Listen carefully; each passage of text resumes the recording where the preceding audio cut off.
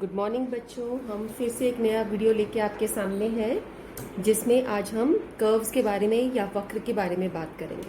आप देखेंगे कि कुछ आकृतियाँ ऐसी होती हैं जिसको बनाने के लिए हमें कोई स्केल की ज़रूरत नहीं होती, बस पेंसिल लिया, कागज़ मिला और हम ऐसे ही कुछ भी डूडल कर सकते हैं। तो जितनी भी मैंने शेप्स बनाई हैं इसमें मुझे कहीं पर भी रूलर की ज़रूरत नहीं पड़ रही। ठीक है, आप देख रहे हो ना। तो ये सारी जो शेप्स होते हैं जहाँ पर हम ऐसे टेढ़ी मेढ़ी रेखाएं बना दें और हमें किसी स्केल की या रूलर की आवश्यकता ना हो, उनको हम कर्व्स या वक्र कहते हैं। नॉर्मल लैंग्वेज में वक्र को मोस्टली बोलते हैं, जो वक्र चीज़ होती है या कर्व होती है इसका मतलब होता है विच इज़ नॉट स्ट्रेट, जो सीधा ना हो, which is not straight normal English language में। लेकिन मैथमेटिक्स में ये भी आपका एक कर्व है। आप देख रहे हो एक स्ट्रेट है, इसको हम स्केल की हेल्प से बनाते हैं, लेकिन this is also called a curve. ठीक है, तो मैथमेटिकली में कर्व का मतलब ये नहीं है कि वो स्ट्रेट नहीं है। कर्व नॉर्मल लैंग्वेज में curve means which is not straight, जो सीधा ना हो। लेकिन मैथमेटिकली हमारे पास ऐसी लाइंस भी होती हैं, इनको हम जो कि स्ट्रेट दिख रही हैं इनको भी हम कर्व बोलते हैं। यहाँ पर आप देख रहे हो हमारे पास कई तरह के कर्व हैं। अब इसमें ये दो कर्व्स ऐसे हैं जो आपस में एक दूसरे को क्रॉस कर रहे हैं। जैसे आप ये देखिए, यहाँ पर ये बनाया, ये कर्व एक दूसरे को क्रॉस कर रहा है, देख रहे हो ना। यहाँ पर ये लिया, ये इसको क्रॉस कर रहा है। तो वो वक्र, वो रेखाएं जहाँ पर कर्व एक दूसरे को क्रॉस करते हैं उसको हम सिंपल कर्व नहीं बोलते, वो सिंपल कर्व नहीं है। यानी इन दोनों को छोड़कर ये बाकी जो कर्व्स हैं ये सारे सिंपल कर्व्स हैं। सिंपल कर्व उसे कहते हैं जहाँ पर वो अपने आप को क्रॉस ना करें। तो ये आप देख रहे हो अपने आप को क्रॉस नहीं कर रहा। ये सारे, इन दोनों को छोड़ के बाकी जितने फिगर्स बनी है ये सिंपल कर्व हैं। इसके अंदर आप और देख सकते हो, ये खुला हुआ है, ओपन है, ये बंद नहीं हो रहा, लेकिन ये बंद हो रहा है, तो उसको हम बोलेंगे क्लोज्ड कर्व। ठीक है, ये ओपन कर्व है, this is also closed curve, जो बन रहा है, जो बंद हो रहा है। So we have two types of curve. एक हमने सीखा सिंपल कर्व क्या होता है। अब आप देख रहे हैं यहाँ पर सिंपल कर्व्स की क्या डेफिनेशन है, which does not cross itself, जो अपने आप को क्रॉस ना करे। जैसे ये अपने आप को क्रॉस नहीं कर रहा, ये ऐसे हुआ, ऐसे गया, क्रॉस नहीं हुआ, कंप्लीट हो गया। यहाँ पर ये अपने आप को क्रॉस कर रहा है, ये क्रॉस नहीं कर रहा, ये भी क्रॉस नहीं कर रहा। आप इसको देख रहे हो, ये भी कंप्लीट हो गया, क्लोज हो गया, क्रॉस नहीं कर रहा, और ये क्रॉस कर रहा है। तो सी और जी ऐसे हैं जो अपने आप को क्रॉस कर रहे हैं, तो ये सिंपल कर्व नहीं है। इन दोनों को छोड़कर बाकी A, B, D, E and F, ये जो हमने कर्व्स बनाए हैं ये सारे सिंपल कर्व हैं। तो आपको पता होना चाहिए सिंपल कर्व क्या है। कई बार पेपर में क्वेश्चन आता है ड्रॉ सिंपल कर्व, तो आपको पता होना चाहिए जो क्रॉस नहीं करेगा वही सिंपल कर्व है। इस तरह के फिगर आप बना दो कि तो ये सिंपल कर्व नहीं होगा। और दूसरी चीज़ और जो मैं पहले बताई थी कि मैथमेटिक्स में इसको भी कर्व बोलते हैं। इसके अलावा ओपन कर्व और क्लोज कर्व क्या होते हैं। अगर आपके पास कोई ऐसे फिगर है तो ये क्या है, ये ओपन है, this is a simple curve, cross नहीं कर रहा, लेकिन दिस इज ओपन, ये ओपन है, क्लोज नहीं हो रहा।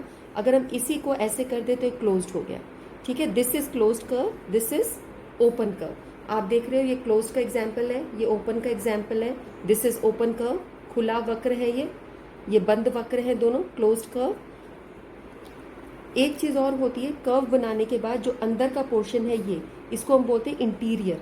और इस पॉइंट, जैसे अगर मैंने कोई पॉइंट बाहर रखा Q, तो ये इसके एक्सटीरियर में है, और मैंने कोई पॉइंट अंदर लिखा P, तो ये इसके इंटीरियर में। इंटीरियर को हम बोलते हैं अभ्यंतर। P पॉइंट अभ्यंतर में है, या बोलेंगे इंटीरियर में है। इंग्लिश वाले बच्चे बोलेंगे इंटीरियर में पॉइंट P है, एक्सटीरियर में यानी बाहर कौन सा पॉइंट है Q, और उसको हम बोल देंगे बहिर्भाग। बहिर्भाग में पॉइंट Q है। चलो अब इसके बेस्ड क्वेश्चंस देखते हैं हम लोग। अब आपकी एक्सरसाइज 4.2 का हम क्वेश्चन नंबर 1 देखते हैं। आप देखोगे एनसीईआरटी में ऐसी कुछ फिगर्स बनी है और वो आपसे पूछ रहा है बताइए ये कौन सा कर्व है, इज इट ओपन कर्व और क्लोज कर्व, खुला वक्र है या बंद वक्र है। तो आप देखेंगे कि ये खुला है, इसको हम बोलेंगे खुला में ये आ जाएगा खुला वक्र, खुला वक्र, या बोलेंगे ओपन कर्व। ओपन कर्व में हमारे कौन कौन से फिगर्स आ जाएंगे। ये पार्ट ए ओपन है एंड ये आपका ऐसे है, ये भी ओपन दिख रहा है। एंड पार्ट, इसको अगर हम बी ले, इसको सी ले, तो ए और सी आपके ओपन कर्व्स हैं, ठीक है। और इसका दूसरा हो जाएगा, जो बाकी हमारे रह गए वो बंद वक्र है, या हम बोलेंगे क्लोज्ड कर्व। क्लोज्ड कर्व, ये हमारी क्लोज्ड फिगर है, ये क्लोज्ड फिगर है, क्लोज्ड फिगर है। तो B D E, B D E हमारी क्लोज्ड फिगर है। उसके बाद क्वेश्चन नंबर 2 में वो आपको बोलता है कि आप एक रफ डायग्राम बनाइए जिसमें आपको खुला वक्र और बंद वक्र दिखाना है। रफ डायग्राम बनाओ जिसमें ओपन कर्व और क्लोज कर्व बनाना है। तो आप देख रहे हो, ओपन कर्व बनाना हो तो आप ए जैसे फिगर बना सकते हैं और सी जैसी फिगर बना सकते हैं। ये आपका ओपन है, ठीक है। और आपको क्लोज कर्व दिखाना है तो आप बी डी ई जैसी फिगर बना सकते हो। तो क्वेश्चन नंबर 1 और क्वेश्चन नंबर 2 हमारे कंप्लीट हुए। इसके बाद आपका नेक्स्ट टॉपिक होता है बच्चों पॉलीगन या बहुभुज, जिसको हम हिंदी में बोलते हैं simple close figure made up of line segments only. ये सिंपल क्लोज फिगर होती है जिसमें सिर्फ लाइन सेगमेंट्स होते हैं, या हम इसको बोलेंगे सरल बंद आकृति और केवल रेखाखंड से बनी हुई। जैसे कि आप अपनी पुस्तक में देख सकते हैं, आपके पास ऐसी एक आकृति बनी हुई है। हम देख रहे हैं कि ये आकृति सिंपल है, ये एक दूसरे को क्रॉस नहीं कर रहा। हमने बोला था सरल बंद आकृति है ना, एक दूसरे को क्रॉस नहीं कर रहा, तो सिंपल कर्व हो गया। और ये क्लोज्ड भी है and it is made up of line segments only, ये सिर्फ लाइन सेगमेंट से बनी, तो ये आपकी पॉलीगन हो गई या बहुभुज हो गई। लेकिन अगर मैं, हाँ ये एक आकृति और देखिए, इसको आप सभी पहचानते हो, त्रिभुज, इसे त्रिभुज बोलते हैं। ये भी एक सरल बंद आकृति है, सिंपल क्लोज्ड फिगर है which is made up of line segments only. लेकिन अगर मैं एक ऐसी आकृति बनाऊं जो इस तरीके से है, ऐसे है, जिसको हम बोलते हैं आयत शेप में है, ये भी एक सरल बंद आकृति है जिसमें लाइन सेगमेंट्स है। सिंपल क्लोज फिगर है, सिंपल है, क्लोज्ड है, बंद है। सिंपल हमने बताया था जो एक दूसरे को क्रॉस न करे। लेकिन अगर अब इसे थोड़ा सा चेंज कर दूं, इसको मैं ऐसे बना दूं और अब मैं बोलूं कि क्या ये पॉलीगन है, तो ये पॉलीगन नहीं होगा, क्योंकि इसके अंदर बोला गया है कि केवल रेखाखंड से बनी हो। इसमें केवल रेखाखंड नहीं है, ये वाला पोर्शन ऐसा आ गया। तो ये वाला जो फिगर है आपका, ये फिगर पॉलीगन के अंदर नहीं आता, तो हम इसे बोलेंगे ये एक पॉलीगन नहीं है, ये कुछ अलग है बाकी दोनों फिगर्स से। अब हम एक्सरसाइज 4.2 में देखते हैं। तो क्वेश्चन नंबर 3 में वो बोल रहा है कोई एक बहुभुज बनाओ और उसके अभ्यंतर को शेड करो। इंग्लिश वाले बच्चों के लिए draw a polygon and shade the interior of it. तो आप कोई भी पॉलीगन बना सकते हो, जैसे ये बनाया और ये बनाया, और इसके इंटरनल पार्ट को आप शेड कर सकते हो। अंदर आप इसको सुंदर सा अच्छा सा ऐसे शेड कर देंगे। इंटीरियर को, अभ्यंतर को हमें शेड करना है, तो कोई भी पॉलीगन बना सकते हो, इसको बना सकते हो, इसको बना सकते हो, और इंटीरियर को आपने शेड कर दिया। तो ये आपका क्वेश्चन नंबर 3 हो जाएगा, लेकिन ये आपका पॉलीगन नहीं है। ओके, क्वेश्चन नंबर 4 आपका है, एनसीईआरटी में ऐसी फिगर बनी आपकी और वो पूछ रहा है इज इट कर्व, क्या ये वक्रीय है, क्या ये वक्र है। हमने बोला था इस तरह से जो लाइंस होती हैं वो भी वक्र में ही काउंट होती है, तो उसका आंसर आ जाएगा यस, हाँ ये एक वक्र है। क्या ये बंद है, हाँ ये बंद है, ठीक है। अब आपका क्वेश्चन नंबर 5 देख रहे हैं। क्वेश्चन नंबर 5 में वो बोल रहा है एक क्लोज कर्व बनाओ which is not a polygon. एक बंद कर्व बनाना है आपको, बंद वक्र बनाना है जो कि बहुभुज नहीं है। तो अभी पीछे हमने आकृति बनाई थी जैसे इस तरह की, तो ये क्या है, ये क्लोज्ड कर्व है लेकिन ये पॉलीगन नहीं है। आप इसमें चाहो तो चेंजेस कर सकते हो, ये बना दिया। ये क्लोज्ड कर्व है लेकिन पॉलीगन नहीं है, क्योंकि पॉलीगन के लिए हमने क्या बोला था कि केवल रेखाखंड से बनी हुई बंद आकृति को ही हम पॉलीगन बोल सकते हैं। क्लोज फिगर होना चाहिए, made up of line segment होगी।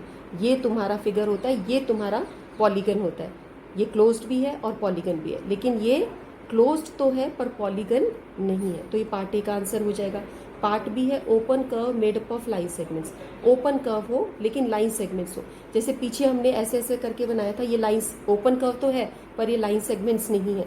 तो कोई भी ऐसी आकृति हो ऐसे, ये आप देखो ये ओपन कर्व है which is made up of line segments only, ठीक है। आपका डब्ल्यू हो गया, एम हो गया, ये ओपन कर्व है जिसमें लाइन सेगमेंट्स बने हुए हैं, ठीक है। ये दोनों इसके आंसर हो सकते हैं। और पॉलीगन विथ 2 साइड्स ओनली, एक पॉलीगन ऐसे बनाना है जिसमें 2 साइड्स हो। तो आप देखो क्लोज्ड कर्व होता है पॉलीगन, सिंपल क्लोज फिगर होती है, इसमें 2 साइड होनी चाहिए। तो अगर मैं 2 साइड से कोई बनाती हूँ पॉलीगन, पॉलीगन को क्लोज भी करना होता है, 2 साइड से ये पॉलीगन तो नहीं बना ना, क्योंकि वो क्लोज्ड फिगर भी होती है, क्लोज्ड नहीं हो रहा। अगर मैं ऐसे बनाने की कोशिश करूँगी तो भी ये क्लोज नहीं हो रहा, तो ये पॉलीगन नहीं बन पाएगा। ठीक है, पॉलीगन बनाने के लिए मुझे ऐसे करना पड़ेगा। और ये 3 साइड्स हो गई, इसने बोला 2 साइड्स के साथ में बनाओ, तो ये 3 साइड से बन रहा है, 2 साइड से नहीं बन पा रहा। मैं किसी और तरीके से ड्रॉ करूँ, अगर मैं ऐसे बनाती हूँ तो ये लाइन सेगमेंट्स नहीं हुई है ना, लाइन सेगमेंट भी होनी चाहिए। तो हम बोलेंगे कि ये पॉसिबल ही नहीं है। Polygon with 2 sides, this is not possible, ये नहीं बन सकता। हमने कोशिश करी पर दीज 2 आर नॉट पॉलीगन्स, तो हम बोलेंगे दिस इज नॉट पॉसिबल, ये नहीं बन सकता। इसके साथ आपकी 4.2 एक्सरसाइज बच्चे कंप्लीट हुई। अब हम एक्सरसाइज 4.3 पे आते हैं बच्चों, जहां पर आपको ये क्वेश्चन दिया है क्वेश्चन नंबर 1 में, और क्वेश्चन है आपका कोण के नाम लिखो, name all the angles. Angles क्या होता है, रे क्या होती हैं, एंगल्स को किस तरीके से लिखा जाता है, इसमें हमने पहले एक वीडियो बना रखा है, लाइन सेगमेंट, रे, सारी चीज़ें डिफाइंड है। आप उसको चाहो तो हमारे दूसरे वीडियोस में उसको सर्च करके उसको अच्छे से डिटेल में स्टडी कर सकते हो। अब हम इसको करेंगे, ये क्वेश्चन आपके पेपर्स में आता है क्लास 6 में कि नेम ऑल दी एंगल्स। तो जैसे मैं इस एंगल को लिखना चाह रही हूँ, एंगल ए को, तो मैं कैसे लिखूंगी, या तो मैं इसको ऐसे एंगल ए लिख सकती हूँ, लेकिन हम चाहते हैं कि आप इसको दूसरे तरीके से सीखें लिखना। अगर हमें बी ए एंगल लिखना है तो हम इसको लिख सकते हैं B A D, angle B A D, या फिर आप ये भी लिख सकते हो एंगल डी ए बी। यानी जिस एंगल को आप लिखना चाह रहे हो उसे सेंटर में लिखो, और उसके ये पॉइंट्स आप डी से शुरू कर सकते हो, डी ए बी लिख सकते हो इसको, या बी ए डी लिख सकते हो, ये दोनों एक ही बात है, ये एंगल ए को रिप्रेजेंट करते हैं। एंगल का ये निशान होता है जो ज़रूर आपको शो करना होता है, एंगल जब भी लिखेंगे आप ऐसे दिखाएंगे। ठीक है, सेकेंड एंगल अगर मुझे एंगल बी लिखना है तो एंगल बी को मैं कैसे लिख सकती हूँ, ए, अब हम बी की बात करेंगे तो angle A B C, angle A B C, मैंने बी को बीच में ले लिया। इसी तरीके से मैं लिख सकती हूँ सी बी ए, ऐसे लिख सकती हूँ सी बी ए। ठीक है, अगर मुझे एंगल सी लिखना है तो एंगल सी को मैं कैसे दिखाऊंगी, एंगल सी को मैं लिख सकती हूँ एंगल बी सी डी, या लिख सकती हूँ एंगल डी सी बी। तो जिस एंगल को आप दिखाना चाहते हो उसको आपको सेंटर में लिखना होता है। फोर्थ आप देखो, अगर मुझे डी एंगल दिखाना है तो आप इसको लिखेंगे एंगल ए डी सी, या एंगल सी डी ए। आप ये लिखेंगे वो भी करेक्ट है, लेकिन हम चाहते हैं आप ये भी सीख जाएं कि ये भी वही तरीका है। आगे आप जब एंगल्स लिखते हैं बच्चे इसी पे चलते रहते हैं, इसको सीखते नहीं है कि एंगल किस तरीके से लिखा जाता है। और जब एंगल का कहीं डिवीजन हो जाता है, जैसे इसमें लाइन बन जाती है और फिर एंगल लिखने बच्चे को दिया जाता है तो वो नहीं लिख पाते।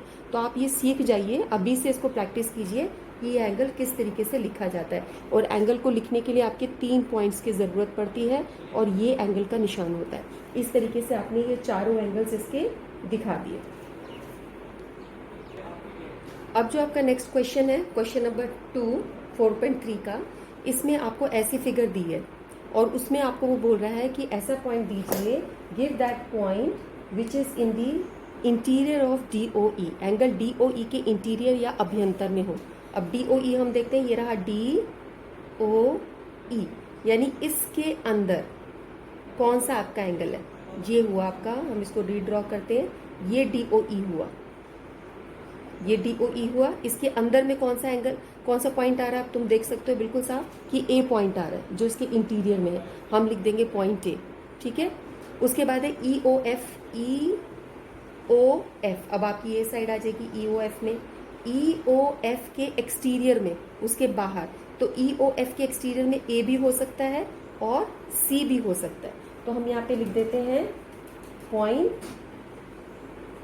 A C, point A EOF के बाहर है, उसके बाहर है, और ये D पॉइंट को भी हम बोल सकते हैं उसके बाहर है, EOF के बाहर। जैसे बच्चों आप देख रहे हो ये आपका EOF है, ये आपका EOF हुआ, ठीक है, ये है। अब इसके बाहर कौन कौन से पॉइंट दिख रहे हैं तुमको?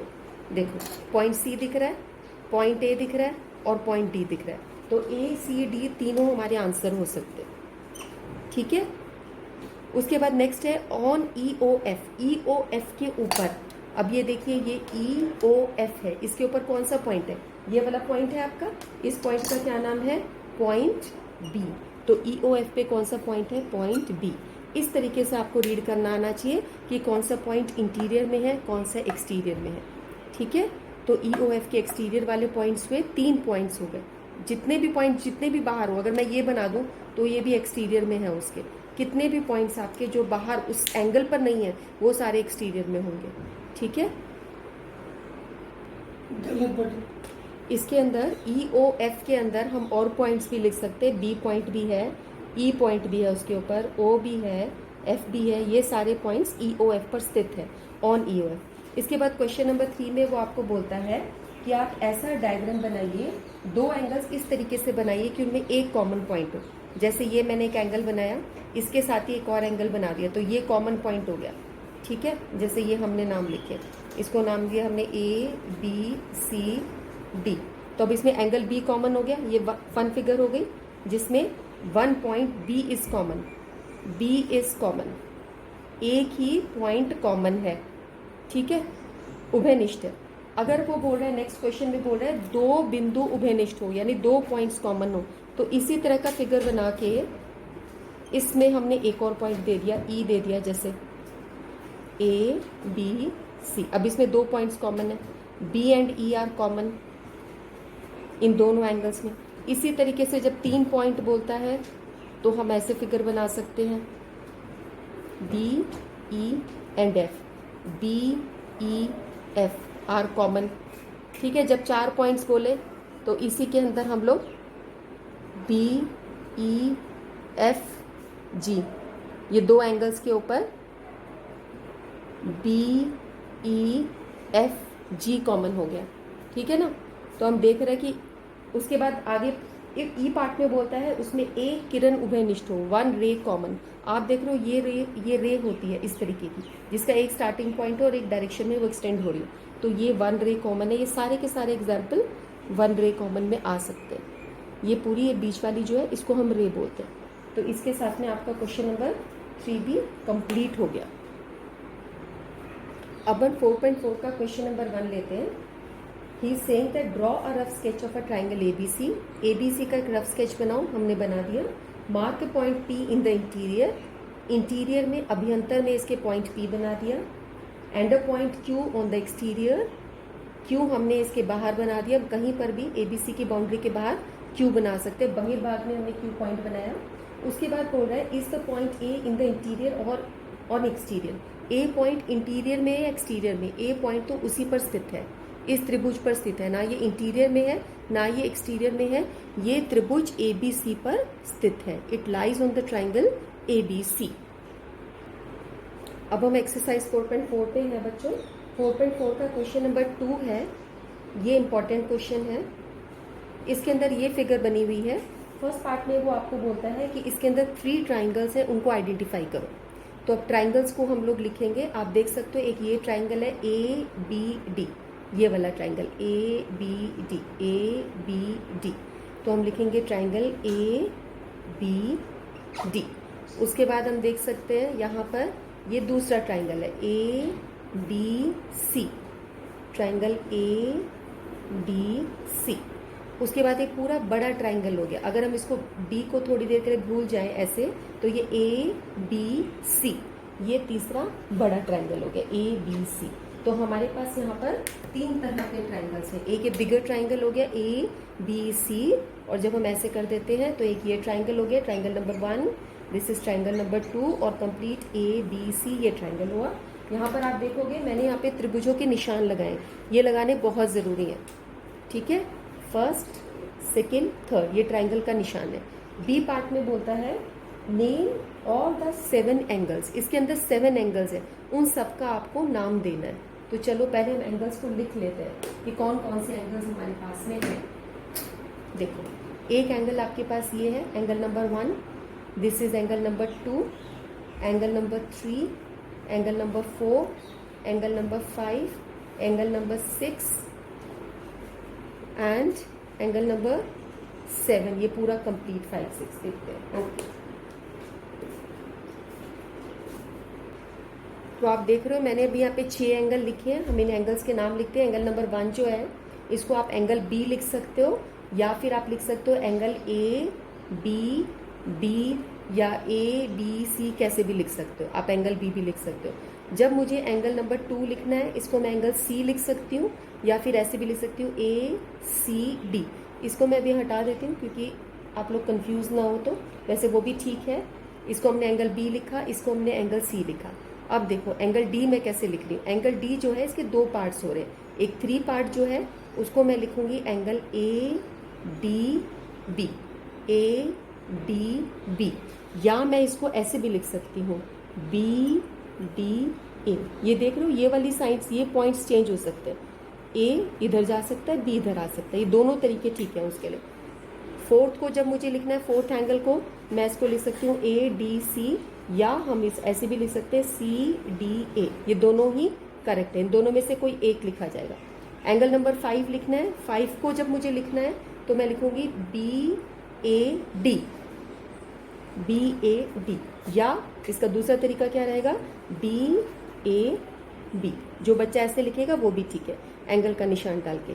6 मुझे लिखना है तो मैं लिखूंगी एंगल डी ए सी, या इसको कैसे लिखा जाएगा एंगल सी ए डी। ये लिखिए या ये लिखिए, इसके एंड पॉइंट्स इधर उधर चेंज हो जाते हैं, बीच में मिडिल पॉइंट वही रहेगा। तो ये दिखाने के लिए सी ए डी या डी ए सी, इस तरीके से हमने कोण को बोला। अब जो 7th है तुम्हारा, ये हमारा कंप्लीट ये एंगल होगा, ये एंगल, तो उसको हम लिख सकते हैं बी ए सी, या पूरा कंप्लीट एंगल ए लिख सकते हो, या हम इसको लिखेंगे एंगल बी ए सी। इसमें ये पूरा आ गया। तो इस तरीके से आपके 7 एंगल्स हो गए।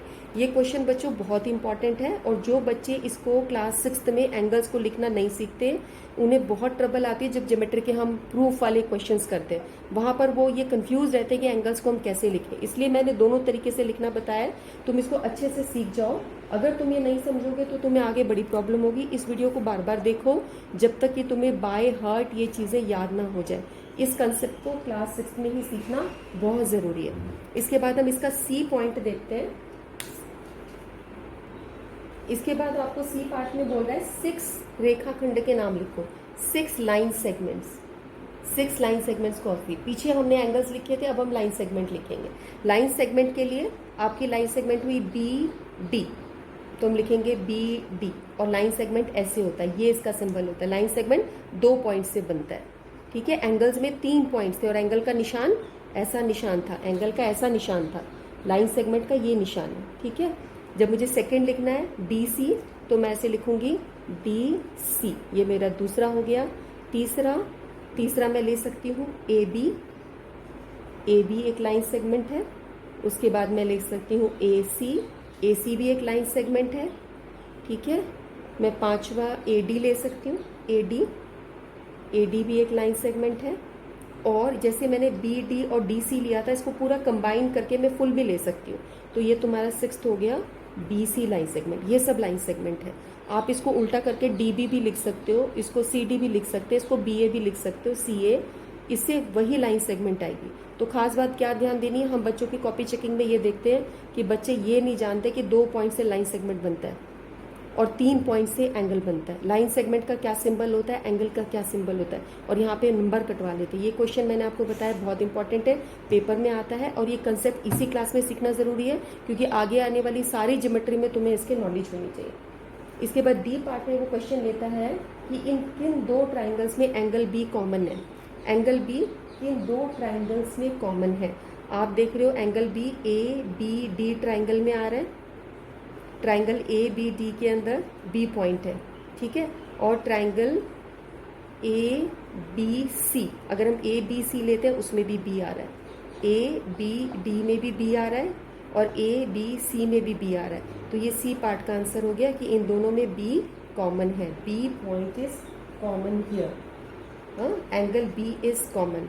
एंगल बी यहाँ पर उभयनिष्ठ है। आई होप बच्चों आपको ये अच्छे से समझ में आया होगा। आगे वाली 2 एक्सरसाइज हम अलग वीडियो में बनाएंगे। 4.1 एक्सरसाइज हमारी पिछले वीडियो में हो गई थी, जिन बच्चों ने नहीं देखा उसे देख लेना।